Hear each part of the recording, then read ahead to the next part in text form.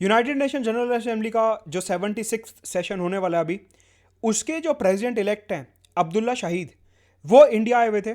Basically वो मालदीव्स के foreign affairs minister हैं और अभी रिसेंटली वो इंडिया के दौरे पे थे प्रधानमंत्री नरेंद्र मोदी से मिलने के लिए। उन्होंने क्या बातचीत करी और इंडिया का उनके लिए क्या मैसेज था, प्रधानमंत्री ने मालदीव्स के बारे में क्या बोला, ये सारी बातें इस वीडियो में बताने वाला हूं। इंडिया मालदीव्स रिलेशन के पॉइंट ऑफ व्यू से, presented by me Mudit Gupta. Unacademy subscribe करने के लिए you have to use the referral code Mudit Gupta 10% discount के लिए। नीचे डिस्क्रिप्शन बॉक्स में टेलीग्राम चैनल का लिंक दिया, उसे जरूर ज्वाइन करिए।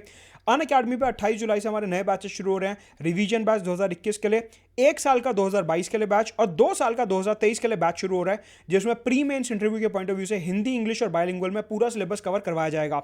साथ के साथ हमारा एक ऑफर चल रहा है कि अगर आप अनअकैडमी का जीएस और ऑप्शनल का कॉम्बो सब्सक्रिप्शन लेते हो तो आपको 35% का डिस्काउंट मिलेगा। साथ के साथ संडे को, हर संडे सुबह 11 बजे हमारा गेमिफाइड वर्जन होता है, जिसे कहते हैं अनअकैडमी कॉम्बैट, जहां पे अनअकैडमी के टॉप एजुकेटर्स क्वेश्चंस बनाते हैं और उसको आपको सॉल्व करना है। राइट, 1 घंटे का होता है, 60 क्वेश्चन होते हैं, आसानी से हो जाएगा।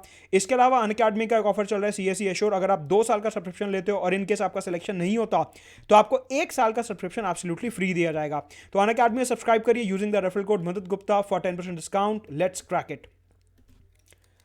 तो यूनाइटेड नेशंस के जो प्रेसिडेंट थे वो इंडिया में थे, जनरल असेंबली के 76 सेशन होना है 2021 में। और अब्दुल्ला शाहिद मालदीव्स के, वो इंडिया के विजिट पे थे, जो कि वहां के फॉरेन अफेयर्स मिनिस्टर भी हैं। इंडिया ने बोला कि ये जो अब्दुल्ला शाहिद की प्रेसिडेंसी है यूनाइटेड नेशंस जनरल असेंबली की, this is a presidency of hope. ये हमारे को दिखाता है कि मालदीव्स का पूरी दुनिया में स्टेचर इंक्रीज हो रहा है।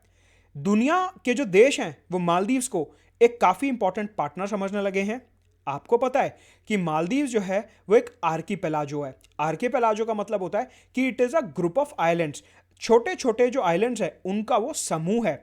मतलब कि जैसे जैसे क्लाइमेट चेंज के साथ समंदर का लेवल इंक्रीज हो रहा है, मालदीव्स के आइलैंड्स को एक थ्रेट महसूस हो रहा है कि आइलैंड जो है वो पानी के अंदर ना डूब जाए, कि आने वाले 100 साल में, 150 साल में इट इज वेरी लाइकली कि मालदीव्स के कई सारे आइलैंड्स जो है पूरे तरीके से समंदर के नीचे होंगे, क्योंकि सी लेवल जो है बढ़ता जा रहा है ग्लेशियर्स के मेल्ट होने से।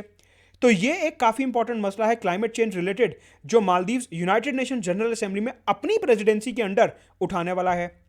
साथ के साथ इंडिया ने बोला कि देखिए, आप जनरल असेंबली के प्रेसिडेंट हो, हम सिक्योरिटी काउंसिल के नॉन परमानेंट मेंबर हैं 2023 तक के लिए। हम दोनों मिलके कोलैबोरेशन में इंडो पैसिफिक पॉलिसी को ध्यान में रखते हुए कोलैबोरेट करेंगे। मतलब कि आप जनरल असेंबली में हमारे इंटरेस्ट की बात करना, हम सिक्योरिटी काउंसिल में हमारे रीजन के इंटरेस्ट की बात करेंगे। मतलब कि कोलैबोरेटेड तरीके से मिलके यूनाइटेड नेशंस में रिफॉर्म की बात करेंगे। इंडिया ने बोला कि जो यूनाइटेड नेशंस है वहां पे रिफॉर्म की सख्त जरूरत है। बेसिकली ये जो बॉडी है ये 1945 सेकेंड वर्ल्ड वॉर के बाद बनी थी। तो ये जो बॉडी का पूरा स्ट्रक्चर है ये पोस्ट वर्ल्ड वॉर 2 के ऑर्डर को दिखाता है, लेकिन आज की तारीख में जो चेंजिंग वर्ल्ड ऑर्डर है वो इधर रिफ्लेक्ट नहीं होता। तो अगर हमारे को आज की रियलिटीज को यूनाइटेड नेशंस में रिफ्लेक्ट करवाना है तो उसमें रिफॉर्म की काफी ज्यादा जरूरत है। इंडिया ने मालदीव्स को बोला कि हम दोनों मिलके रिफॉर्म्स के लिए कोशिश करेंगे, जो कि काफी टाइम से इधर पेंडिंग है। साथ के साथ यूनाइटेड नेशंस को और ज्यादा रिप्रेजेंटेटिव बनाने की बात की जाएगी। सवाल उठता है, सर रिप्रेजेंटेटिव कैसे? आप ये देखो कि अगर फॉर एग्जांपल मैं सिक्योरिटी काउंसिल के 5 परमानेंट मेंबर्स की बात करता हूं, वहां पे कौन कौन है? चाइना, रशिया, फ्रांस, यूके और यूएसए।